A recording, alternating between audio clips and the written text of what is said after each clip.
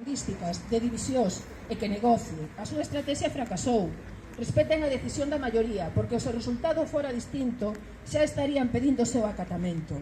Atendan as demandas do colectivo da xusticia, porque vostedes son os que teñen os xulgados paralizados ca súa falta de diálogo, porque a xusticia, que ten que ser máis xusta e máis galega, non lles importa.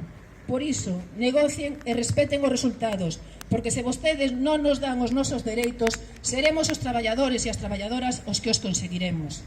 Compañeiras, compañeiros, non estades sós nas vosas lexítimas aspiracións. O resto de traballadores tomamos boa nota de que só loitando podemos conseguir os dereitos, e este pode ser o primer paso no inicio de máis reivindicacións de todos os traballadores públicos.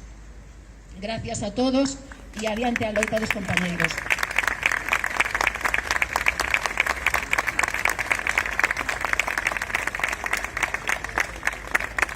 E agora lle paso a palabra a Carmen, a compañera de xusticia. Bo día, eu quería dar as grazas a todos os que están aquí apoiando a nosa loita na que levamos desde o 7 de febreiro en folga indefinida. Como delegada sindical dun dos tres sindicatos calificados como radicais e revolucionarios, entre outras descalificacións que nos fai o goberno autonómico nos medios de comunicación que son afís á súa postura, ao longo destas 83 xornadas de folga que levamos, acusáronnos desde o primeiro momento de querer manter a folga, de querer ter os traballadores na rúa e de non ter o menor ánimo de negociar co goberno da Xunta. O día 26 de abril consumouse a venta por parte de 4 sindicatos dos traballadores de xustiza, despois de levar meses traballando por detrás e negociando, intentando lograr un acordo, mentras mantiñan a xente na ignorancia e no descoñecemento do que estaban a facer. É un antes e un despois ese día 26 de abril que se consumou o día 27, no que fixeron unhas votacións nas que se votou que non estamos de acordo co preacordo que tiñan ca Xunta, con ese preacordo que levaban máis dun mes negociando.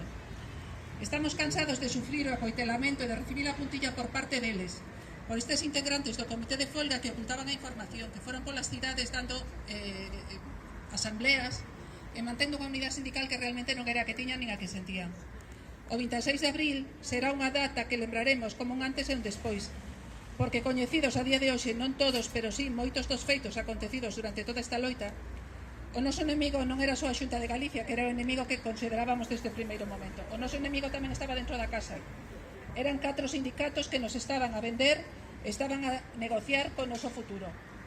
Queremos decirles que con esas votacións que eles querían levar ás asambleas e querían levar aos xulgados, votamos non. Entón, resultado dese non, queremos que acaten esa decisión de todos os traballadores de Xustiza de Galicia.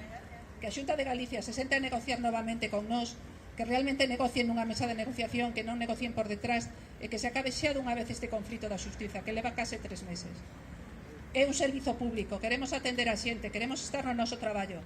Non estamos na rúa por querer, estamos por la dignidade, por la xustiza que consideramos que temos que defender. Non é unha reclamación económica, é unha reclamación laboral. Pedimos ter os mismos dereitos e as mismas co resto dos compañeiros do resto de España. Non temos por que estar discriminados, sufrimos unha discriminación por parte da Xunta de Galicia, é iso que queremos reivindicar. Non queremos seguir con esta discriminación. Moitas grazas a todos. Xustiza e dignidade.